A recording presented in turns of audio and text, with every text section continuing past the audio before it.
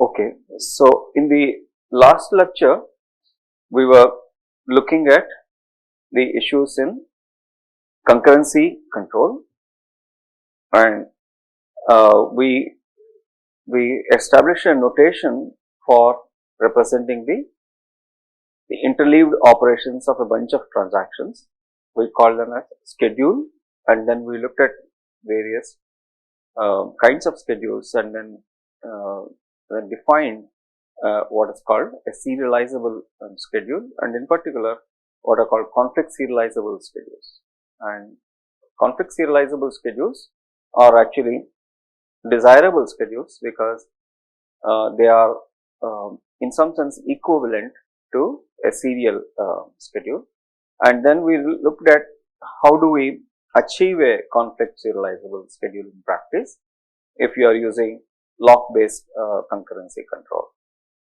So a very important concept in this context was this two-phase locking protocol, and if we are using two-phase locking protocol, it can be guaranteed that a bunch of transactions that are following this protocol will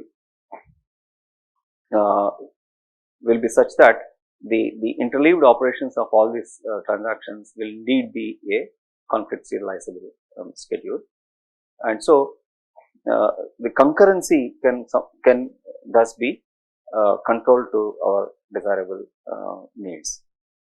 Okay. Now, in this lecture, beginning this lecture, we will focus on how do we handle system failures of various kinds, transaction errors, and then the concurrency control module might sometimes decide that a particular transaction is not proceeding as per the requirements. So, it might actually abort the transaction, and there could be disk crashes and power failures and all that. So, in the face of all these things, remember that we have a commitment in the transaction system that we have something called atomicity and durability. Atomicity means we should ensure that all the operations of the transactions transaction are done in their entirety. Okay, and durability means that if the transaction is completed, and how exactly it declares that it is completed, we will see as we proceed in this lecture. So, if the transaction is admitted as completed, then whatever the changes that it has done should be permanently recorded in the database. So, there is our durability requirement. So, now the error recovery module is what is in charge for this particular tasks, and let us see how exactly this is done. So, the principal tool for achieving all these is what is called a log.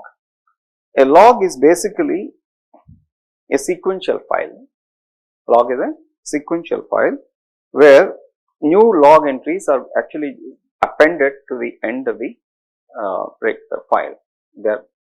So, you have a sequence of log entries, and we keep on appending these log entries to the end of the file, and then that some part of the file will actually be in the memory, some part of the file will be on the disk, and the log entries are made first in the memory, but they reach the log on the disk in the same order in which they are written in the memory. So, that one important assumption we will make. And so, we will examine various kinds of these logs, which are actually called undo logs, redo logs, and also called undo redo log. And in all these contexts, we will study how exactly error recovery can be achieved. Okay, so let us proceed with first giving you an idea about what are these log entries that are there. So, recall that here is our architecture of the RDBMS system. So, we have this part of the thing was all done in the early part of the course. Now, we are actually focusing on the back end, where transaction manager, buffer manager, recovery manager, they are all there interacting with the disk, the data on the disk, and the data on the disk is, there is data, there is metadata, and there is a log, right. So, it is this, the log is actually maintained here in stable storage. So, we will see exactly how. So, the data, the database data which is available in blocks reaches the buffer and is made available to the RDBMS runtime system, which is actually running all these transactions, etc. So, there is a transaction, the transaction manager is the one that is actually watching all the schedules and then will enforce the concurrency control. Okay. So, the recovery manager is the one that is watching for errors to happen, and I mean if errors happen, what to do, right. So, recovery manager is the first subsystem of the RDBMS entire RDBMS system that gets the control of the whole system when the system is restarted after some error or a crash has occurred. Okay. So, this is the first system that gets hold of the system, and then it restores the database system to a consistent state and then starts admitting transactions to be performed. Okay. So, recovery manager is the one that gets the first control of the whole system. Okay. So, now let us look at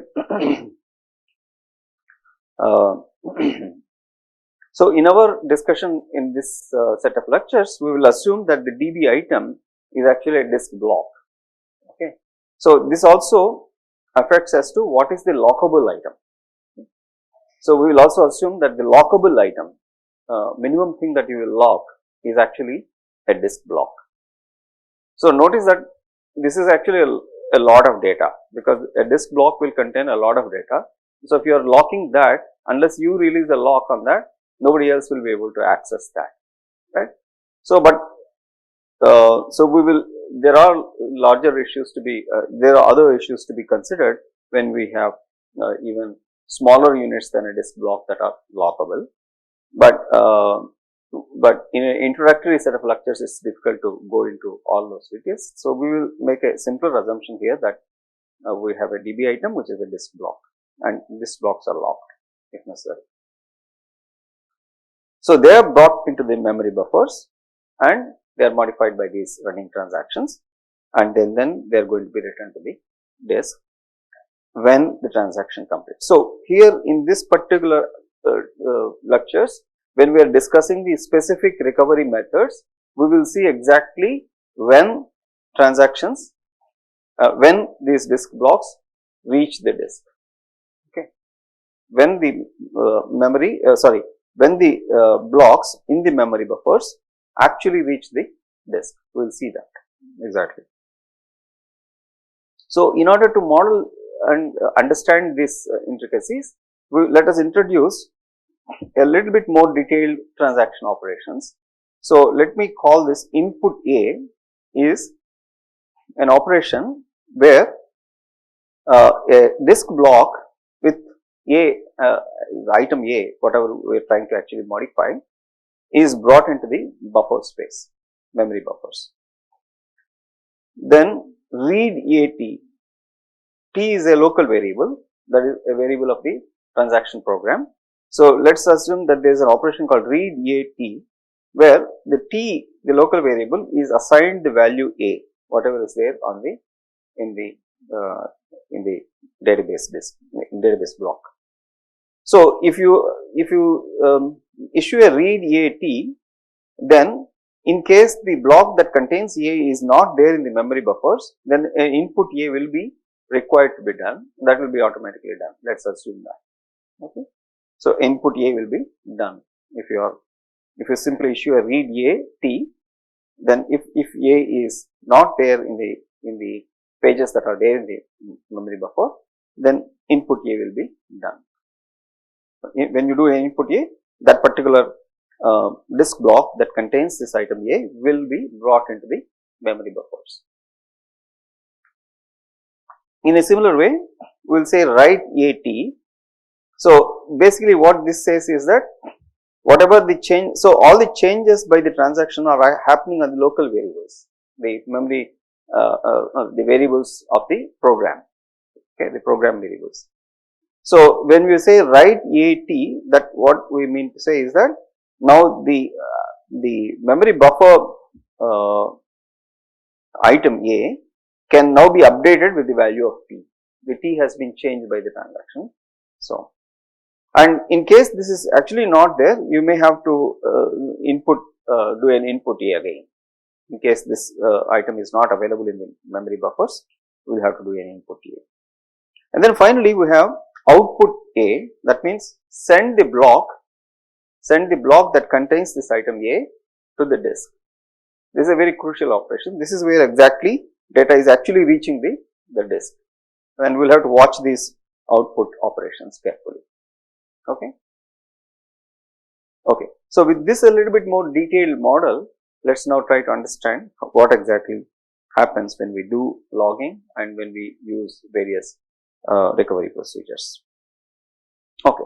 So here are the log record entries. Okay. In this slide, I will give you log entries that are common to all the recovery procedures. There are a few. There is one important log entry that is specific to a particular logging method, and we will examine that as we consider those methods. So start T. So T is some transaction ID. So start of T is a log entry that says that a so and so transaction has begun its operations, and NT is the so and so transaction has ended its operation. Commit T. T has successfully completed its work, and changes made by the T must appear on the disk. That's what commit T means, right? So this is also a log entry now. It will be a specific log entry. Abort T. So T has not successfully completed its work, and whatever the changes done by T should not be present in the database on the disk, right? So this is the that's our intended meaning for abort T, but abort T is basically a log entry now. And then there are what are called update records. So these update records basically are made while the transaction is actually updating the variables. Okay. So I will show you exactly what those these are specific to the particular logging method that we are using, and so we will exactly see them as we look at the specific methods. And then finally, there is something called flush log. What this says is that, remember, the log also is a file, and so it also has blocks, and some of the blocks of the log, the last part of the log, are there in the memory buffers. Okay, but then it's important for us to ensure that this log is permanently available on the disk. So okay, so at some crucial points we will actually force write all the log entries to the disk. So that means we will transfer these log blocks that are there in the memory buffers to the stable storage, the secondary storage. Okay, so that operation is what is called flush log. So we will use all these operations and illustrate how exactly logging, error recovery works. So let me first take you to one of the logging methods that we will use, that can be used. It's called undo logging. Okay, the name of the logging method is undo logging. So from the name, it's kind of clear as to what we are going to. The principal thing that this particular method does is undoing. That means if some transaction, okay, has not completed its work, whatever it has done will be undone. So that's the basic thing. We'll see how exactly we do that. Okay. So now we can talk about all the log entries that are there. So all those log entries that I have shown, begin T and end, start T, end T, commit T, abort T, all those things are there. In addition, there is what is called an update type log record. That update type log record under this undo logging method will be like this. There is a transaction ID, and X is the database item, and V is its old value. V is its old value. So, we make a note about the old value. Transaction T has changed the item X and its old value is V. So, that is the meaning of this update log record. Okay. Now, with this we have a bunch of rules for actually doing the undo logging. So, the undo logging rules, the two of them. So, if a transaction T at any point of time modifies the DB item X, then the log record TXV, okay, must be returned to the disk before the new value of X is returned to the disk. This is the principle that we will have to. So, this who enforces this? It is the concurrency, the recovery module concurrency control, the transaction processing modules have to ensure this thing. Okay. So, so this is called undo logging rule U1. So, what it basically says is that keep this log entry, ensure that the log entry is written to the disk before you change the item on the disk, change the actual database on the disk. Okay. So, this transaction, this entries, log entries will be first made in the memory buffers, right? And so, but suppose you have come to a stage where you can actually start updating the database on the disk. So, before you do an update on the database, you must ensure that all these log entries have actually reached the disk. Okay. So, that is what this U1 means. Now, so this is about commit. If a transaction T commits, okay, a transaction T has requested for a commit, then what we do is this commit log record must be written to the disk only after all the DB items that have been changed by this particular transaction have already been written to the disk. Okay. First, ensure that all the changes that are done by this transaction to the database items have all been written to the disk before you say that, before you actually write this commit T log record onto the disk. Okay. Okay. So, but after you do all those changes, then soon thereafter you can write this log record. Okay. Now, actually it is very crucial that the log record of this particular transaction actually reaches the disk, because when a crash occurs, what the error recovery module will see is only the log, and from that log it will try to figure out what exactly has happened just before the crash. So, if the commit T log record is actually there on the disk, then it knows that this particular transaction actually has committed, otherwise it will treat it as incomplete transaction. Okay. Okay. So, is this principles clear now? The undo logging method, the update log record will maintain old values, and there are two rules here, that before you actually transfer the disk block that contains the modified value of X to the disk, you ensure that the log record is written to the disk. Okay. And also before you agree for the commit of this particular transaction, ensure that all the DB items have been actually written to the disk. Okay. So, that's what these two rules mean. So, as you can see here, committed transactions are actually perfectly safe, because you have already written whatever the work that has been done by a committed transaction to the disk, and only then you have written this commit T log record to the disk. Okay. Okay. So, let me so in some sense the when a transaction T commits, the database items it changes would flow to the disk like this, right. for each modified DB item, the update entry TXV is sent to the disk, and then the write item will be done, and then commit T will be done. After all these things have been, the commit T will be written. So let us now take a concrete example and then look at the actual sequence of operations, and then also kind of look very carefully as to what should be done if a crash occurs at what point of time in the sequence of operations. Okay.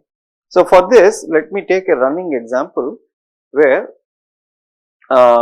we have a money transfer happening of some 100 rupees from A's account to the B's account. So the consistency requirement that we have is A plus B should be same before and after the transaction is over. Okay. So that is our consistency requirement. If both of them together have, in this case, so here is a big table, so watch it carefully. So on the disk, on the disk A has 500 bucks, so B has 1500 bucks, and we are transferring 100 bucks from this fellow to that fellow. So ultimately this fellow will have 400 bucks and that fellow will have 1600 bucks. The sum of these two things will remain as 2000 at the beginning and at the end of the transaction. Okay. Now actually the transaction operations are happening here. So you can see this is the transaction. So M is a memory variable, M is a transaction variable, local variable. So it is reading A into M is being reduced by 100, and then it is writing A to M, and then reading B from M, reading B into the same variable M, and then incrementing M by 100 and writing it as B, and then it is doing a flush log and then outputting A, outputting B into the disk. Okay. So and then finally, then actually after, so remember the undo logging principle requires you to ensure that the log entries, so as it is doing, log entries will be made. We will see exactly how those log entries are done. So all these log entries are actually happening. So before it does any changes to the data on the disk through this output A, output B, output A, remember, is the only place where actually the block reaches to the disk, right. So before it does this, it does a flush log to ensure that all these log entries reach the disk. Okay, and then it changes these disk items and then does a commit T. That is the protocol for committing. So if a transaction commits, what it should do is it should write this commit T record to the disk, but before that it must do the changes to the database items and ensure that they are done in the disk. Okay. That is the protocol, that is the U2 we talked about, U1, U2, right. U1 said before you do the changes, ensure that the log entries reach the disk, and U2 said before you before you do a commit, ensure that the changes done by the transaction are actually written to the disk. Okay. So now let us look at the a little bit detail actually what are the log entries that made. So at step 1, before you start this, I am obviously just focusing on one transaction, but in general there will be multiple transactions running, but let us just focus on one transaction for us to understand how exactly recovery should happen. So the step 1, we just recording that transaction T has started and it has read. So you say read AM, so obviously it will cause an input to happen. So whatever it is there in the disk will come to the memory buffers. So this mem A, mem B are memory buffers, disk A or disk B are disk on the database on the disk. Sorry. It is the database on the disk, right. So disk A, disk B are database blocks on the disk. So they will be brought to the memory, and now M equals M minus 100. So this change happens in memory. So it becomes 400, and then you say write. So this 400 will be written to this memory buffers, the disk page on the memory, on the in the memory. Notice that the disk database has not changed yet. Now at this stage, since the transaction has changed this item A, DB item A, we now make a log entry saying that transaction has changed this DB item A and its old value is 500.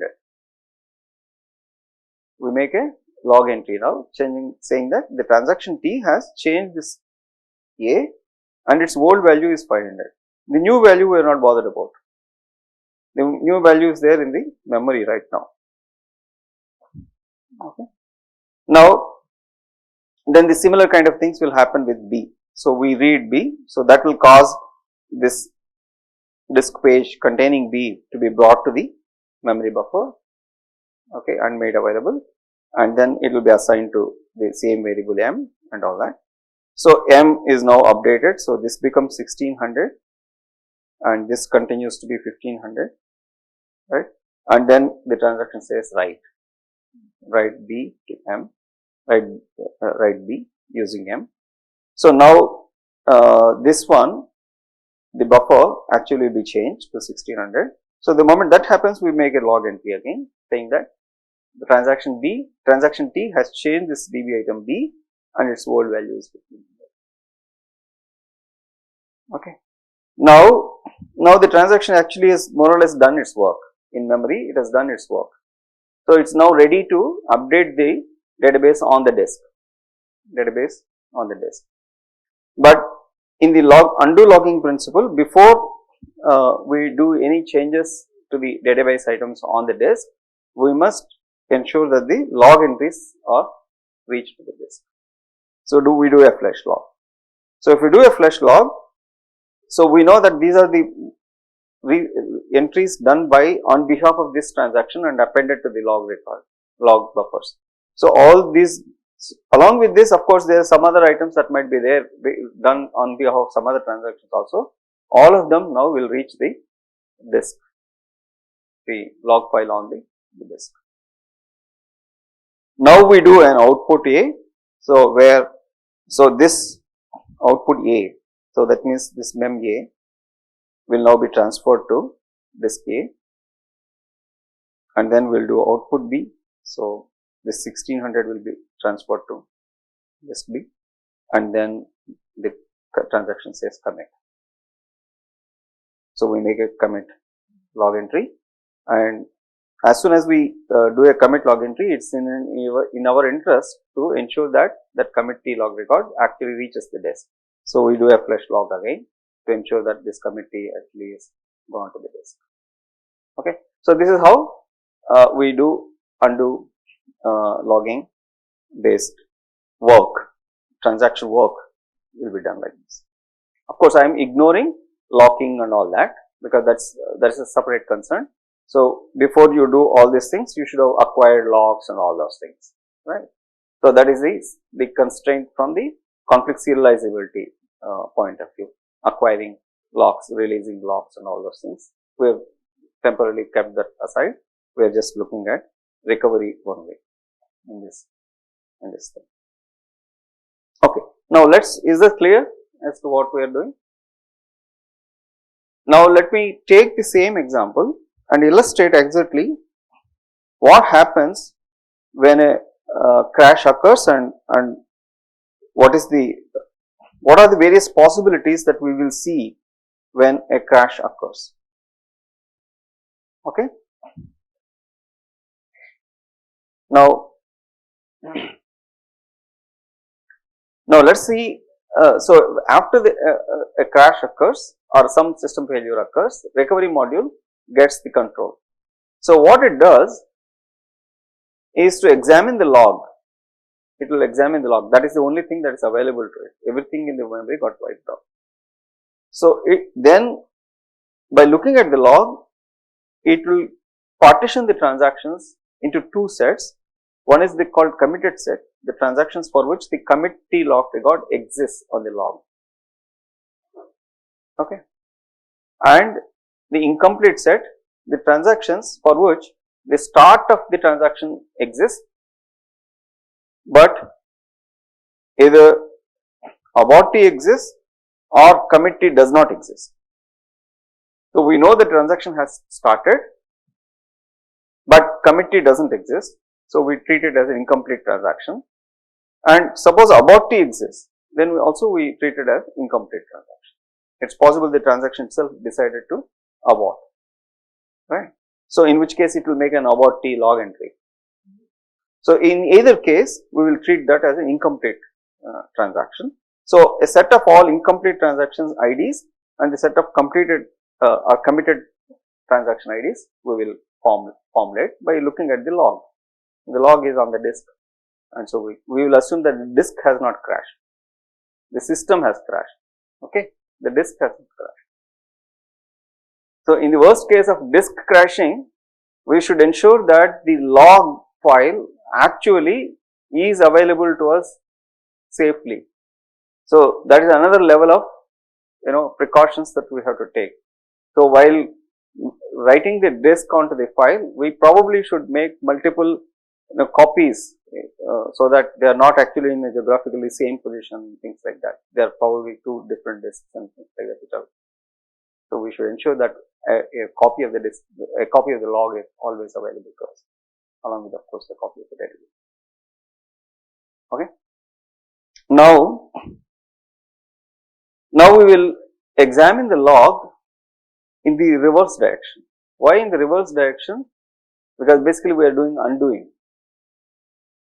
So, if we are undoing, work of some bunch of transactions has been already done. So, we are undoing. So, we should proceed in the reverse direction. Remember, the log is a sequential file. So, changes made by all transactions are available in sequential order, in a time sequential order. So, we must undo them in the reverse direction. Okay. So, for each of, so we will start seeing these update log records. So, for every update log record that we see, we will see whether the transaction T is committed or not. If the transaction is committed, that means committee log record is actually there on the thing. So, we actually have to do anything about it, do nothing about that transaction, because all is well. Why? We had U2 there, about the undo logging principle 2, U2, which said that you make all the changes to the database and only then write commit T. So, okay. So, if we have already found a commit T record and classified this transaction as a committed transaction, then we are very sure that it has actually updated the database and then made everything as per requirements. So, we do not need to do anything about committed transactions. Now, suppose T is incomplete, then what we should do is restore the value of X on the disk as this V. Remember what are these V's? V's are these old values. So, what is the case here? If the transaction is incomplete, then how will it be possible? The commit T log record is not there. So, it is possible that the transaction actually has finished all its work and started writing its changes onto the disk, and some of the changes might have reached the disk, some of the changes might not have reached the disk. We do not know exactly what happened. We will never know exactly what happened. But fortunately for us, because of our principle saying that if before you update anything on the disk, write the log entries to the disk, then the log entries which contain the old values are available to us. Okay. So, using these old values, we will basically restore the database. We will assume that the transaction has actually changed the items, and we will simply restore them to their old values, because we do not know how many of them it has changed, how many of them it has not changed. Okay. So, and we do not know the new values. We really don't know the new values. New values were existing in the memory buffers and they all vanished. Okay. So we don't know the new values. We know the old values. So we will restore the value of x on the disk as this old value v. Okay. And all these old values are available to us because the log entries have reached the disk. And then for each of these t transactions, we will do an abort t log entry and then and do a flush log, so that we know that the transaction has been successfully aborted. Okay. And yeah. So once we complete all that, we can actually then resume our operations of admitting new transactions to start coming into the picture. Okay. So we at the end of this, we will be sure that the database is restored to a consistent state, and so we will start admitting new transactions to come into the picture. Notice one thing, that while you are recovering, the system again might fail. A system might fail while you are recovering also. But fortunately for us, these recovery methods are idempotent. That means you can actually do the same thing again with the same effect.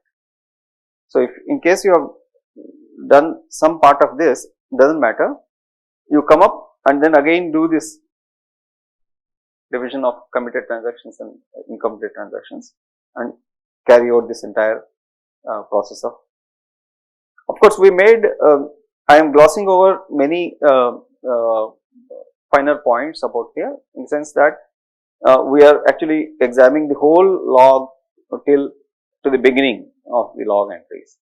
Okay. It's also possible to kind of introduce what are called some checkpoints on the logs, and then ensure that you don't do too much work while recovering. You go to the last checkpoint or something like that, so that those logs are called additional features will be there. They are called checkpointed logs. We are not considering checkpointed logs here. We are considering some simple logs, not logs. Okay. Now let us look at the same example, and then let us see exactly. So there, it is the same thing as we have seen in the previous slide, but I just made this flush log entries red, so that. So let's say, let's consider the cases like crash occurs sometime before the first flush log. Before the first flush log, which is this, sometime somewhere here the crash occurs, and so when we recover, we don't see anything about this transaction T actually.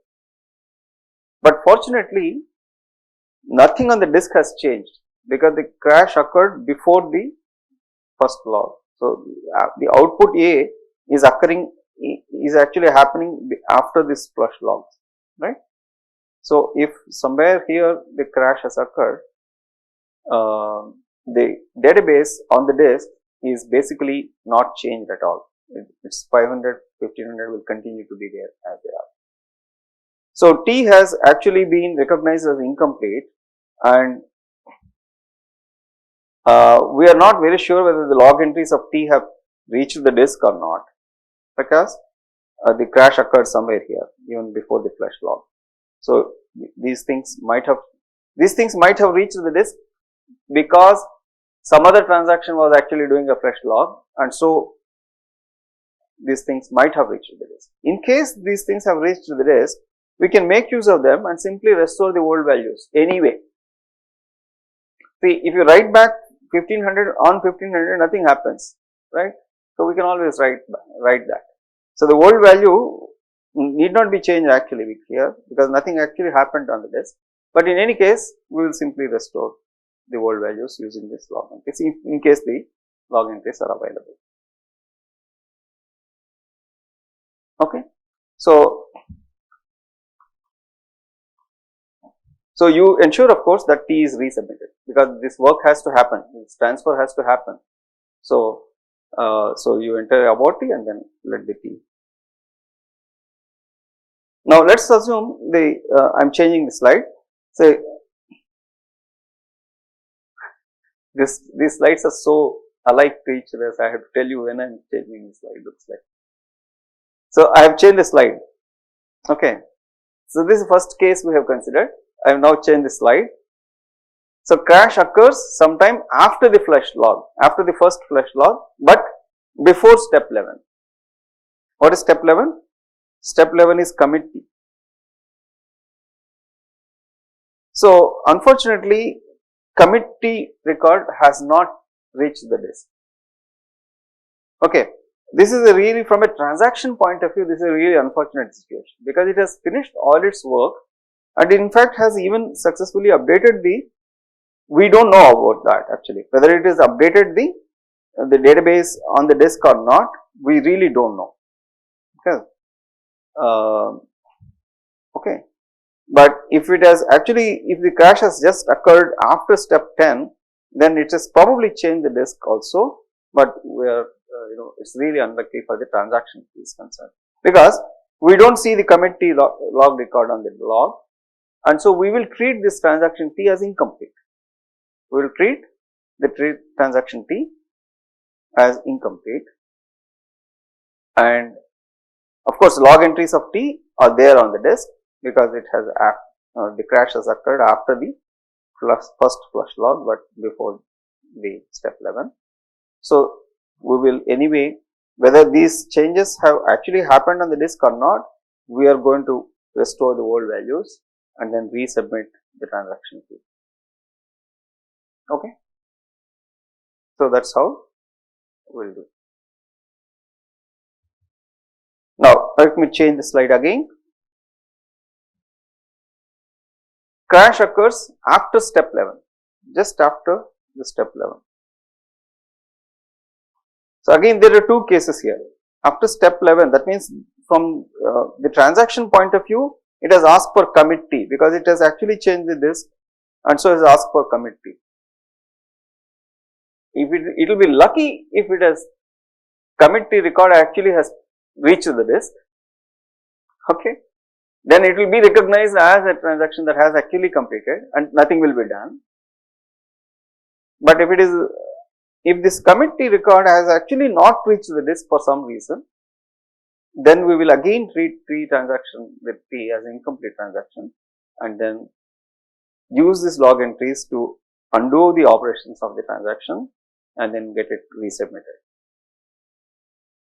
But if the commit T record is on the disk, then the T is recognized as completed and no action will be taken. Okay. So you can see now only you can actually appreciate as to when a transaction has actually committed. Okay. So it all depends on the kind of logging method that we are using and how the log entries are made and when the log entries reach the disk. All these issues are connected. So if the log entry commit T has reached the disk, it's then the transaction is treated as committed. And of course, from a system point of view, this is the safest thing. We need to ensure that the database is consistent, right? So we cannot take any risks about these things. So we put in very strict rules saying that unless this commit T record is actually reached the disk, we can't treat this transaction as committed, and we will simply undo its operations with the help of log entries. Good. So these are the various cases. So we have considered the cases as to where the crash occurs before this, between this, after this, etc. So I hope it's all clear now as to how to use undo logging.